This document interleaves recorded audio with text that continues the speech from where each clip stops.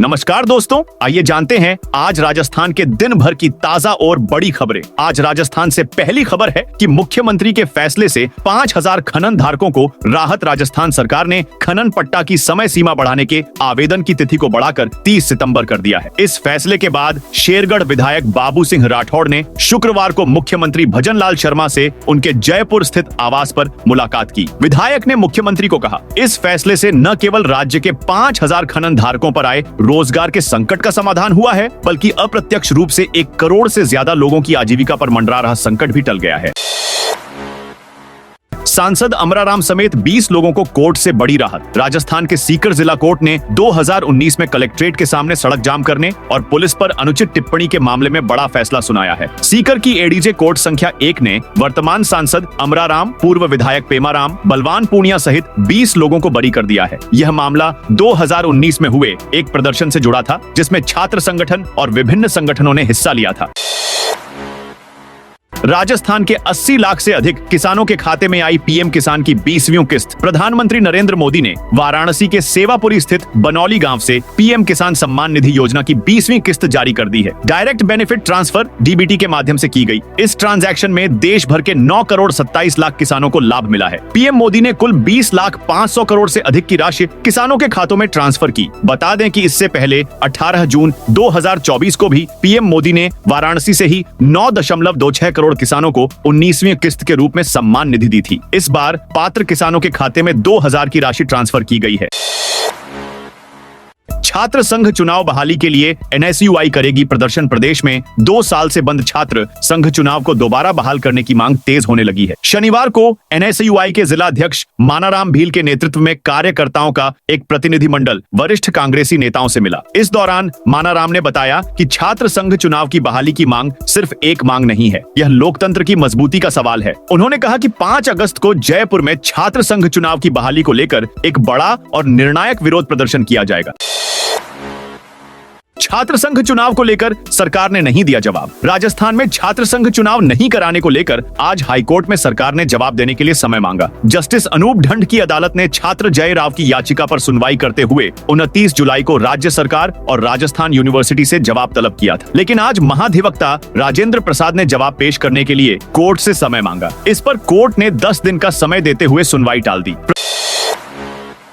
प्रदेश के 215 टीचर्स को नोटिस। प्रदेश के 215 टीचर्स को सेशन 2023 से 24 में 70% से कम रिजल्ट देने वाले टीचर्स को कारण बताओ नोटिस दिया गया है। इन टीचर्स को 10 दिन में जवाब देना होगा कि उनका रिजल्ट तय मानदंडों से कम क्यों रहा। इसमें राज्य के 7 शिक्षक भी शामिल हैं, जिनका रिजल्ट 0 रहा है, यानी इनके सभी स्टूडेंट्स एग्जाम में फेल हो गए। माध्यमिक शिक्षा निदेशक सीताराम जाट ने फिलहाल इन टीचर्स को कारण बताओ नोटिस दिए हैं, लेकिन संतोषजनक जवाब नहीं मिलने पर इनके खिलाफ सेवा नियमों के 17 सीसीए के तहत कार्रवाई की जाएगी। गुर्जर आरक्षण संघर्ष समिति अध्यक्ष बैंसला ने सरकार को चेताया। गुर्जर आरक्षण संघर्ष समिति के अध्यक्ष विजय बैंसला ने सरकार को एक बार फिर गुर्जर आरक्षण को लेकर चेतावनी दी है। उन्होंने कहा, भरतपुर जिले के पीलूकापुरा में 8 जून को आयोजित हुई गुर्जर समाज की महापंचायत के बाद राज्य सरकार ने आश्वासन दिया था, जिसमें कहा था कि 60 दिन में लंबित मांगे पूरी कर दी जाएंगी। अब समय सीमा पूरी होने में महज 8 दिन रह गए हैं, लेकिन सरकार की ओर से अभी तक कोई कार्रवाई नहीं की गई है। उन्होंने एक्स पर लिखा है कि 8 अगस्त 2025 के बाद गुर्जर आरक्षण संघर्ष समिति समाज के सामने समझौते की पालना की यथास्थिति रखेगी। उस पर मंथन के बाद आगे की रणनीति पर निर्णय लिया जाएगा। रोडवेज डिपो कार्यालय में बड़े घोटाले का मामला। रोडवेज डिपो कार्यालय में बड़ा घोटाला सामने आया है। डिपो के अधिकारी के नीचे काम करने वाले वरिष्ठ सहायक यूडीसी ने ही 3,10,178 रुपए का गबन कर लिया और गैर संचालन आय की राजस्व रसीदों का दुरुपयोग किया। ऐसे में 8 जुलाई को गंभीर अनियमितताओं के चलते मुख्यालय जयपुर के कार्यकारी निदेशक प्रशासन ने संबंधित यूडीसी को तुरंत निलंबित कर दिया और मुख्यालय भी धौलपुर आगार कर दिया। परंतु भरतपुर आगार के मुख्य प्रबंधक 1 माह होने को है और अभी भी हाथ पर हाथ रखे बैठे हैं। वह मामले को दबाने में जुटे हैं, जिन्होंने अभी तक न तो वसूली की कार्रवाई शुरू की है और न ही पुलिस थाना में कोई इस संबंध में एफआईआर तक दर्ज कराई है।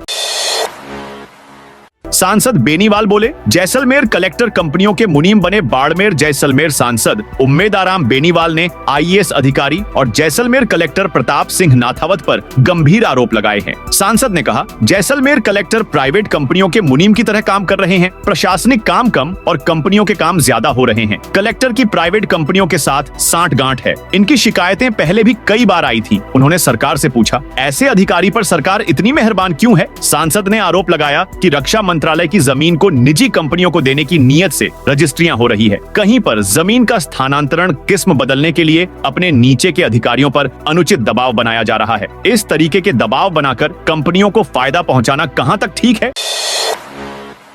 12 जिलों की सीमाएं लगती हैं, जिसमें कोटा और 12 जिले की सेंचुरी की सीमाएं भी शामिल हैं। वन विभाग के मुताबिक मध्य प्रदेश के गांधी सागर और कूनो में रखे गए चीते अभी एनक्लोजर में हैं। जब भी उन्हें रिलीज किया जाएगा तो उनके भैंसरोडगढ़ सेंचुरी और शेरगढ़ सेंचुरी में आने की पूरी संभावना है। पहले भी 3 बार चीते भागकर राजस्थान आ चुके हैं, इसलिए उनके लिए पहले से तैयारी की जा रही है, ताकि जब चीते राजस्थान की सीमा में आए तो उन्हें पर्याप्त भोजन मिल सके। जयपुर में नियमों के खिलाफ चल रहे मोटर ड्राइविंग स्कूल। जयपुर में नियमों के खिलाफ चल रहे 8 मोटर ड्राइविंग स्कूलों MDS को नोटिस जारी किया गया है। इनमें से 4 ने तय समय पर जवाब नहीं दिया। अब RTO प्रथम ने इन चारों मोटर ड्राइविंग स्कूलों की ID सारथी पोर्टल पर बंद कर दी है। RTO प्रथम राजेंद्र सिंह शेखावत ने बताया, मोटर ड्राइविंग स्कूलों को नियमों का पालन सुनिश्चित करना जरूरी है। ये संस्थान शहर के हजारों युवाओं को ट्रैफिक नियमों और वाहन संचालन की ट्रेनिंग देते हैं। नियमों की पालना नहीं करने पर Asha motor driving school, Shekhawat motor driving school, pink city motor driving school और हार्दिक मोटर ड्राइविंग स्कूल को बंद किया गया है। ये संस्थान अगली सुनवाई में भी उपस्थित नहीं होते हैं तो इनका लाइसेंस निरस्त करने की प्रक्रिया शुरू की जाएगी। इसके लिए रिपोर्ट तैयार कर उच्च अधिकारियों को भेजी जाएगी। उप मुख्यमंत्री प्रेमचंद बैरवा पहुंचे सवाई माधोपुर। राजस्थान के उप मुख्यमंत्री प्रेमचंद बैरवा आज सवाई माधोपुर पहुंचे। यहां पर वह सवाई माधोपुर के चकचैनपुरा स्थित खंडार के पूर्व विधायक हरिनारायण बैरवा के आवास पर आए थे। यहां पहुंचकर डिप्टी CM ने पूर्व विधायक की पत्नी के निधन पर शोक सभा की बैठक में भाग लिया और शोक संतप्त परिवार को ढांढस बंधाया, जिसके बाद डिप्टी CM बैरवा सड़क मार्ग से जयपुर के लिए रवाना हो गए। बारिश से प्रभावित किसानों को मिलेगा फसल खराबे का मुआवजा। राज्य सरकार के आदेश के बाद टोंक जिले में भी इस माह से ही खसरा गिरदावरी शुरू हो गई है। इसके तहत पटवारी हर खेत पर जाएंगे और वहां फसल खराबे का आकलन सरकार को रिपोर्ट भेजेगा। इसके अलावा सरकार ने किसानों के लिए ऑनलाइन खसरा गिरदावरी का भी ऑप्शन दिया है। कोई भी किसान मोबाइल पर प्ले स्टोर पर जाकर किसान ऐप डाउनलोड कर उस पर ऑनलाइन खसरा गिरदावरी कर सकेंगे। जिले में करीब 4 लाख किसान हैं। सरकार के इस निर्णय से उन लाखों किसानों को आर्थिक सहायता मिलेगी जिनकी गत दिनों हुई अतिवृष्टि से फसल खराब हुई है। 500 रुपए गरीब लड़कियां कर सकेगी। CA की फ्री कोचिंग उदयपुर में गरीब छात्राओं के लिए निशुल्क सुपर धन CA कोचिंग योजना शुरू की गई है। उदयपुर के रेखा सोमानी फाउंडेशन ने शिक्षा के क्षेत्र में पहल करते हुए इसका आगाज किया है। फाउंडेशन के संस्थापक एवं प्रबंध न्यासी देवेंद्र सोमानी ने बताया, पहले चरण में देश भर से 12वीं में 90% से ज्यादा अंक लाने वाली 10 प्रतिभावान छात्राओं का चयन किया है। फाउंडेशन की ओर से उन्हें हॉस्टल सुविधा के तहत रहने और खाने पीने के साथ ही CA कोर्स की फीस एवं कोचिंग का पूरा खर्चा वहन किया जाएगा। योजना का शुभारंभ हिरणमगरी सेक्टर 4 स्थित लायंस भवन में किया गया। सोमानी ने बताया, पहले तो उनका लक्ष्य सुपर 10 ही था, लेकिन कुछ परिचित CA मित्रों से चर्चा करने के बाद 10 की जगह यह संख्या 100 तक हो गई। जब इसकी चर्चा देश भर में होने पर 500 गरीब बच्चियों को CA का कोर्स निःशुल्क करवाने का फैसला किया गया है।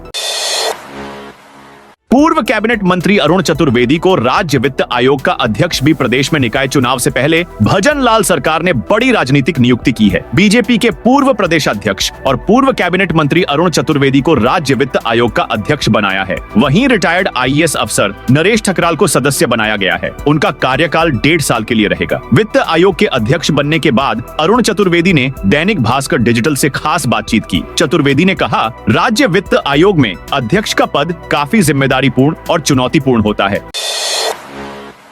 5 दिन में दूसरी बार दिल्ली दौरे पर CM भजनलाल राजस्थान के मुख्यमंत्री भजनलाल शर्मा शनिवार को एक बार फिर दिल्ली रवाना हो गए हैं। बीते 5 दिनों में भजनलाल शर्मा दूसरी बार दिल्ली दौरे पर हैं। CM भजनलाल के दिल्ली रवाना होते ही राजस्थान की सियासत में हलचल तेज हो गई है। माना जा रहा है कि मुख्यमंत्री भजनलाल शर्मा दिल्ली में बीजेपी के कई बड़े नेताओं से मुलाकात करेंगे। जानकारी के अनुसार भजनलाल की दिल्ली में अमित शाह और JP नड्डा के साथ मुलाकात होनी है। इसके अलावा राजस्थान के मुख्यमंत्री हरदीप सिंह पुरी से भी मिलेंगे। तो दोस्तों, यह थी आज राजस्थान की बड़ी खबरें।